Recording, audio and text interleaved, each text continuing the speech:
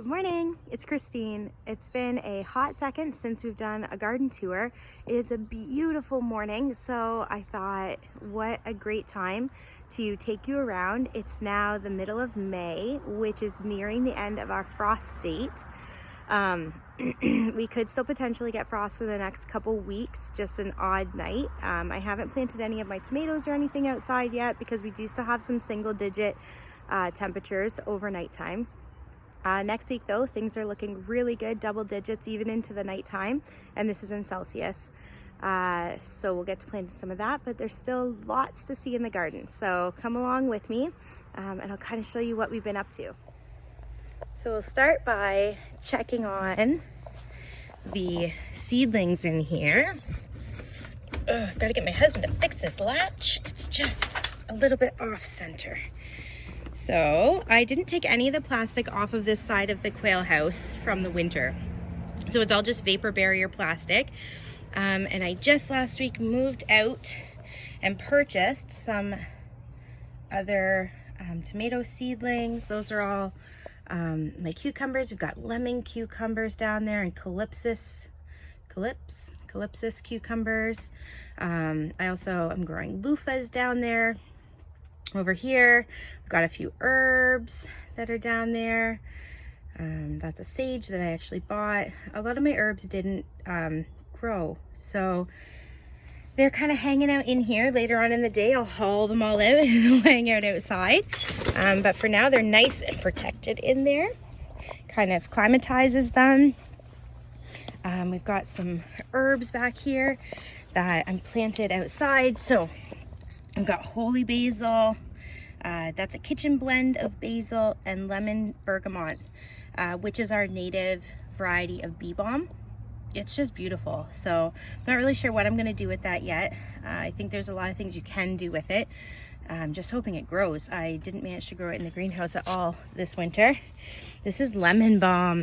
Need a little pick-me-up in the morning. You just rub a little lemon balm between your fingers and oh, it's just delicious. And in the afternoon, you can put it in your water. We've got strawberries that are blooming. This is the kids' wild berry garden. As you can see, we've got a problem here with thistles. The thistles are just awful this year.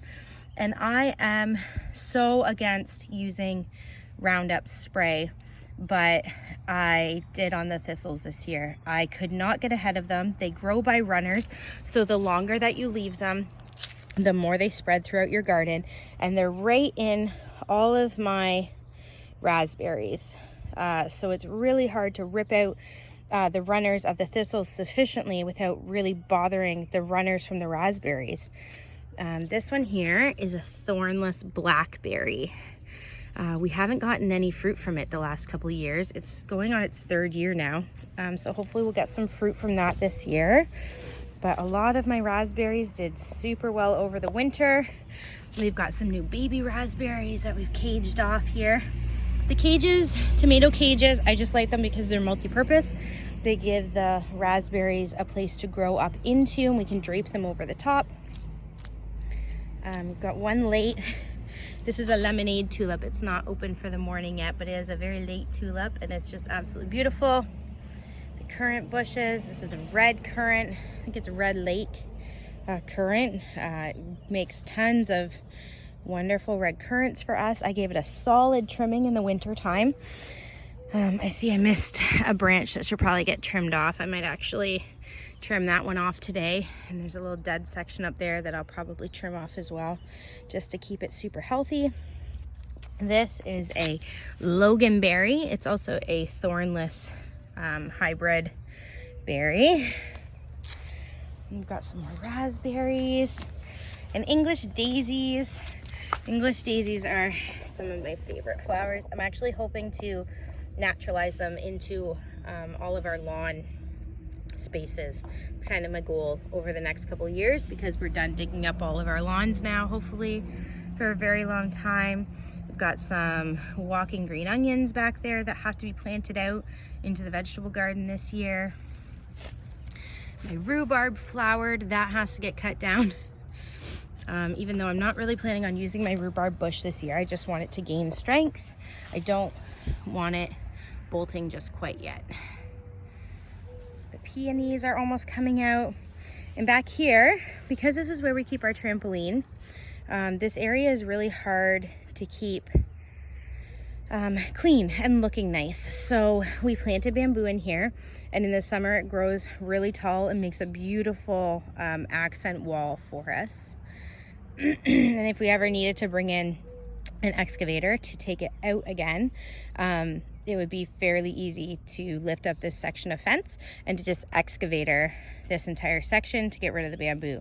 But hopefully that's never the case. But we were very careful and thoughtful when we planted it to make sure it was in a place that we knew we could remove it via excavator if need be, because it's very hard to eradicate once you've planted it.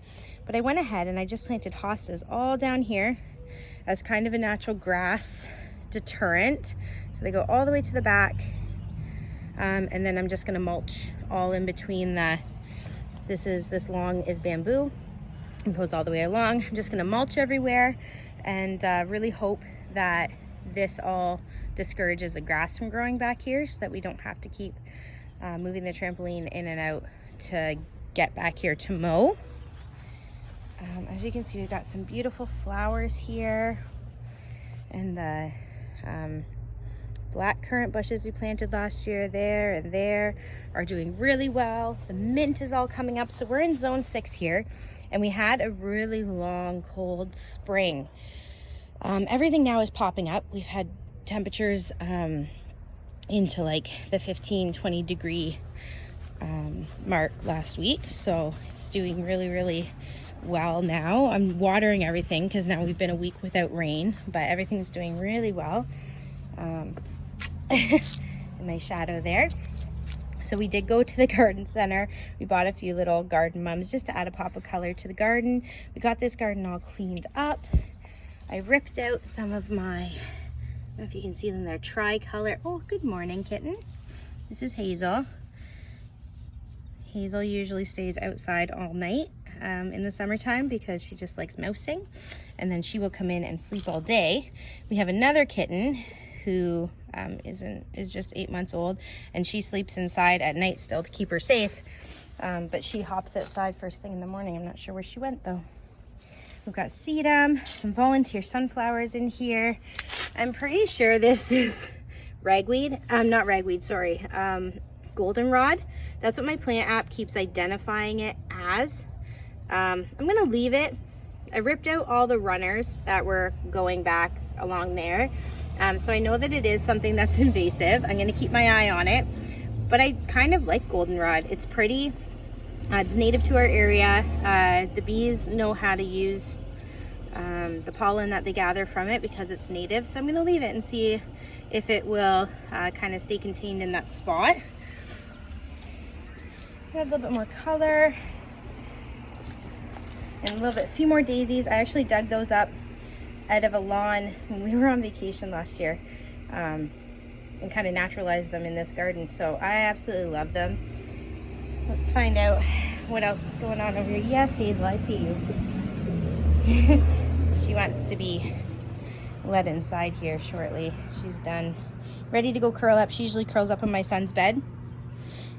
Some bushes I bought at the garden center. These are mock orange. I've never heard of them before, but they're supposed to be super fragrant. They're actually going to go out front in a new garden that we'll be building, but for now they're just going to be accent plants out back, and hopefully that they flower. The kids came to the garden center with me, and they wanted to fill up their planter boxes for the year, so we put these ones here. They're protected underneath. You've got a roof up there, so they won't get frost even if it frosts out. A few more over there. And now if you watched my video on comfrey, so what that hole back there was, I did end up digging the comfrey out. I decided that until I know more about it, I just don't want it in my yard. So I did dig it out. We'll see where we go from there. I also though planted sweet woodruff, which I would love some advice on if anybody has experience growing it. This is kind of just my wild garden. It's got plants that flower in every season. And I just kind of let it grow wild. There's clematis that's supposed to grow on the vine up there. But as you can see here, we've got mouse traps. We have mice that live under the deck, I guess. They burrow out this garden and they end up chewing all the roots from the clematis. So this will be the 3rd year that I'm trying to get the clematis to grow here, but sometimes the mice eat the stems right off and then the roots die and there's just no going back. So I don't know, the cat needs to do a better job at protecting my flowers there. Kitten, and earn your keep. Good morning. So we've got our beautiful quail. Oh, let me see here. There we go. Good morning, ladies. Good morning. Yeah, they're not super fan of me. Let's see if we have, morning. Oh, no eggs. The blue egg layers with the warm temperatures, so the Celadon quail. Last week did start laying again. Yay! So I'm starting to collect Celadon eggs so that we can do a couple hatches. I want to be able to replace my flock this year. All right, and then this is our hospital pen. Remember Pecky Becky, who got upset and ended up pecking at the mail when I moved her into a different pen? Well, I put her back with her preferred group, with her preferred male and her friend. And they were fine again until yesterday. I introduced a few new chicks to that pen. And Pecky Becky just went to town and started defending all her friends. And these guys were the casualties of that. So it looks really bad, but actually quail heal very, very quickly. They will be fine, but I'm hoping that by putting these 3 in the, there we go, hi. By putting these 3 together, they will bond. I'm gonna find another female to put in here. This will be one of my breeding groups. And then once the females have bonded, it's fairly easy to introduce a male because all he's interested in is breeding them. He's not interested really in picking a fight like the females are. Oh, hi, sweetie. I think this is Mountain, the kids named her. Yeah, it looks bad, but this is what quails do to each other. They go for the head and the eyes when they're unhappy with you. Hi. I'll show you where we put Pecky Becky in a minute. She's a beautiful bird. She just really hates change. So you'll get that with these birds sometimes if you try to change their environments. This is the garden that's coming out. My husband actually suggested, hey, why don't we put a greenhouse underneath there coming off the house? I don't think that's gonna work, but we are just gonna put a freestanding greenhouse here so that we can come out of the addition and we'll pour a pad to a little greenhouse. And then hopefully in the winter I can grow, I can still grow cold hardy crops in there, like lettuce and parsley, and I might even try some carrots. Now, this garden was my big project for the last 2 weeks. Let's all just take a second to appreciate the mulch. If you're a gardener, if you watched my first video, you know what a hot mess this garden actually was. What I did when I built this garden 3 or 4 years ago was built myself a really low maintenance garden. So I took up all the sod. We have clay, so I didn't know to really amend the soil at that point very much. So I did add in a little bit of topsoil to the clay, but nowhere near enough organic matter that it needed. And then I laid landscape fabric in between all of my hostas, and we've got groups of Coreopsis here and groups of black-eyed Susans or yellow coneflower. These are the black-eyed Susans with the long skinny leaves, not the big fat leaves. So I think they're actually yellow coneflower or a different variety of black-eyed Susan. So I laid down landscape fabric, which worked really, really well for about 2 years. And then I started wanting to split my perennials. So the idea was that these perennials are perennials that either group really good and spread, or spread from seed really well. And I just kind of wanted them to manage themselves in this garden. And when I went to try to start splitting the perennials, I had realized that they were now growing on top of the mulch. The roots were going into the landscape fabric, but the main roots of the plants were just sitting under the mulch on top of the landscape fabric. So as I started trying to split them, they just started dying because you had to disrupt their roots so much. You had to rip them out from the landscape fabric to divide the clumps. And I was really disheartened, actually. I love splitting my perennials. I love sharing perennials with other people. I sell them a little bit here and there in the spring when they get too big. So it's something that I really had time to rectify this year. So what I did is I went in and I just started at the far end and I just started ripping up all the landscape fabric. With that, I had clumps of plants that came out. So I just separated them onto the lawn. I did it. Probably took me a solid 4 days to rip out all the landscape fabric. There is still a little bit in here because there's landscape fabric under these logs. That I wasn't prepared to disrupt all these plants at the edge in order to lift up all these logs and cut out the landscape. Oh, I see a tree right there that needs to be pulled. I wasn't about to disrupt that many plants. I knew that the coral bells wouldn't survive if I moved these logs and ripped up all that landscape fabric. So there's a little bit left just along the front here, but I took my X-Acto knife and cut out everything else. What I did after that is I took a ton of my quail manure, I piled it on. I went to our local hardware store and I just got a bag of Pro Mix and a few bags of topsoil. I mixed it all together. I amended that on top of the manure, mixed it all together, dug where I could to disrupt the weed roots and everything that were growing in there.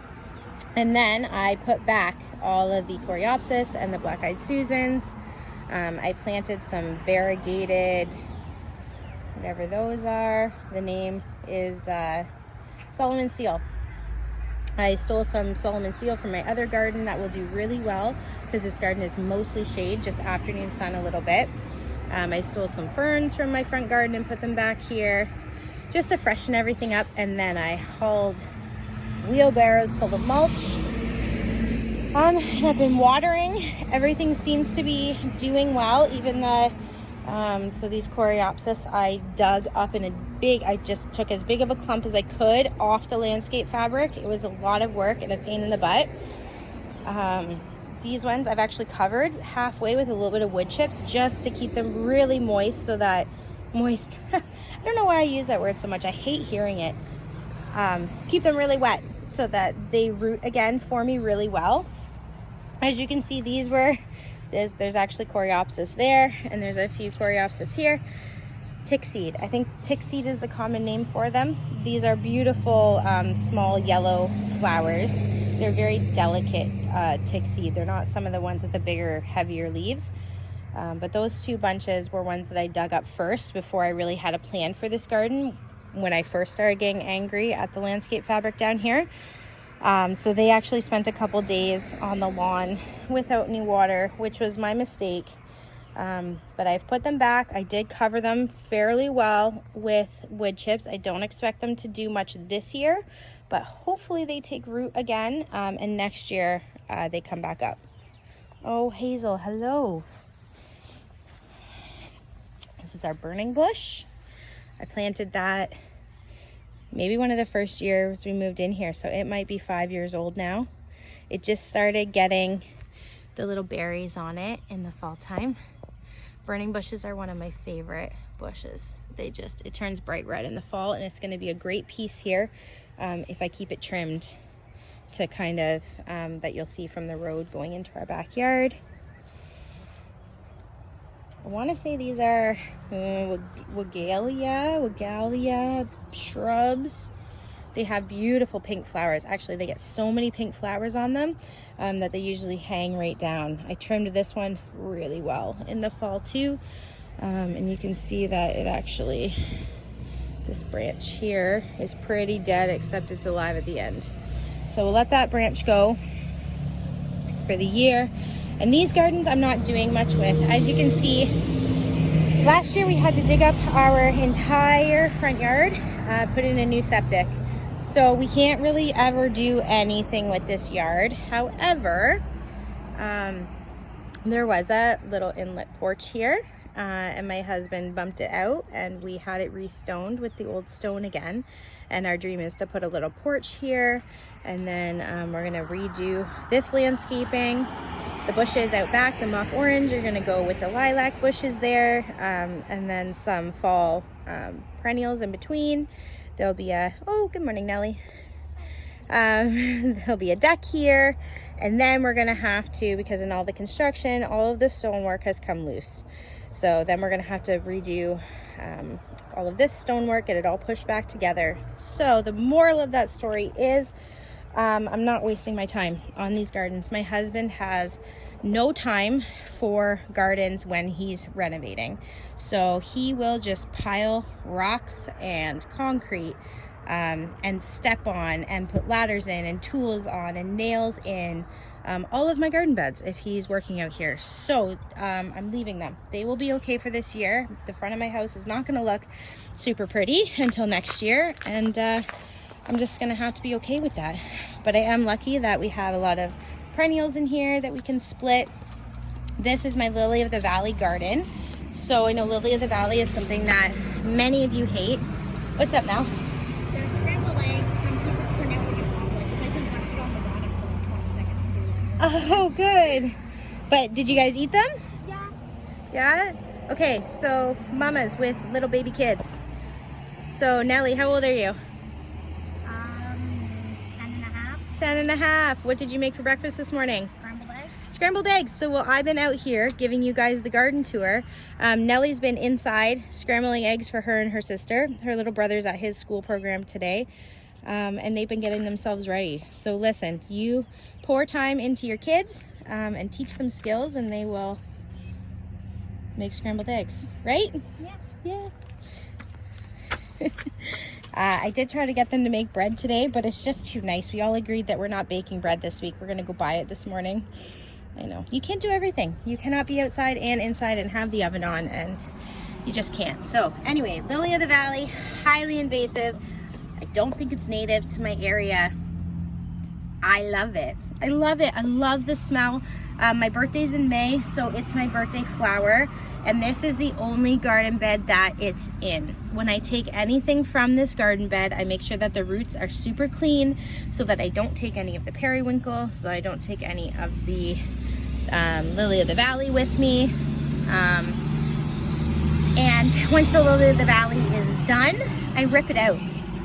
I rip it out every year when I turn over this garden for the summer, and that really does keep it under control.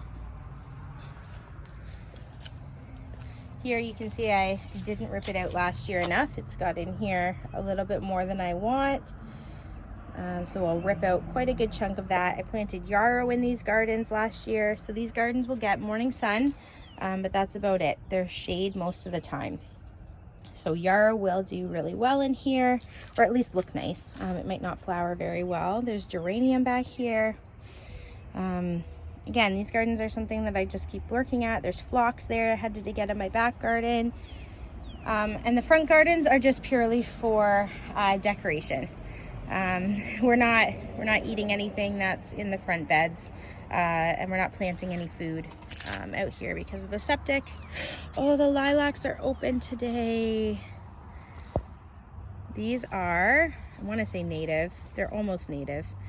They've been here. These are wild, the wild variety of lilac that grows around here. And I actually got 2 sticks, this bush, 3 sticks, this bush and that bush. And then a tiny little bush that's on the other side of this bush. A few years ago from a friend. Oh, I just love the smell of lilacs. They are one of my favorite things. I did try to make lilac syrup last year, and I think that's just better left not done. I won't do it again. I did put lilacs in my kombucha too. It just makes it look really pretty if you have it in a clear bottle. Oh, the lilacs. Oh, my favorite time of year. Our magnolias are blooming out there. The magnolia bushes. Our service berry is done now, so it will make berries soon. This is our apple tree, and I wish I would have written down what kind of apple tree it is. It's got beautiful, beautiful blossoms on it. You need to do your school, miss. Okay. School first, okay?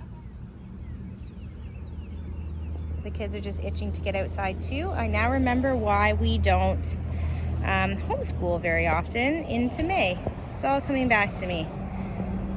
I had hoped to go till the end of May with our homeschool stuff, but I think our main subjects we might end this week. This is my pear tree. It's actually just ending, but it's beautiful. I love the smell of a pear tree. It's so unique. But anyway, with homeschooling, both my girls are doing a year-end project this year, and we were going to do that starting in June, but I think we'll end our usual homeschool year at the end of this week, and then I'll really help them for a week to do research, and we're just learning how to research. Our oldest is just grade 5, so she's just kind of learning how to gather resources, and she wants to do the Halifax explosion. And my youngest is going to do some animals. I don't know. She's having a really hard time narrowing it down. Anyway, this is the vegetable garden. This is something else I've worked really, really hard at this week, is getting all the weeds out, getting the soil amended. I had a little cold frame thing here, experiment. I don't think I'll do that again. It did not work very well. It worked just as well for me to plant stuff in the garage under the lights, or to just wait and plant cold weather crops out. So I've got peas that are already up and growing really well. Yesterday I planted my beans. I'm really hoping that it's not too cold for beans, but we're just learning as we go. No! Oh, I'm so discouraged. Okay, so I managed to grow spinach strawberry plants, and I knew that they were getting nibbled, and so I put diatomaceous earth down because I assumed that they were getting nibbled by caterpillars and snails. And even with the diatomaceous earth, oh Hazel, yes, I see you.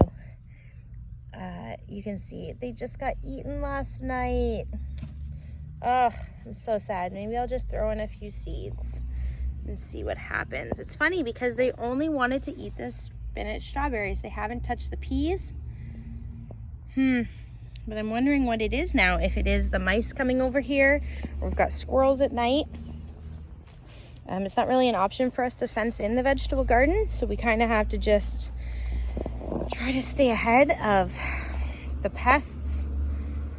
Again, I'm really lucky that we don't need to grow our own food. We do have access to a lot of good food locally. But yeah, it's part of the learning process, and when you grow something, you really want it to do well. This is a butterfly bush that I transplanted this year from my other garden. I thought it would be a really good option to have in the vegetable garden because it's really well contained, it's well behaved, and it will bring lots of pollinators to the garden. So I believe it's also native to our area, so the pollinators really know how to use it and can metabolize it properly. This is my lovage plant. It looks really sad because I cut it all down. So you can actually get 3 cuttings out of your lovage if you cut it down in time. So because I cut it down last week, it's gonna come right back up. We've got beautiful weather coming, and then I actually will probably only cut it down certain stalks next time because I want it to go to flower, because what I'm really focusing on collecting this year is the seeds from it to use as a spice. So I will dry some, but I will let some bolt, yes, hello, and go to seed.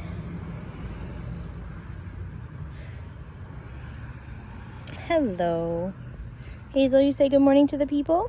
She's like, meh, I don't need to say good morning to anybody. I just want to be loved. If you could catch some more mice, that would be really great, you know? Yeah, I would.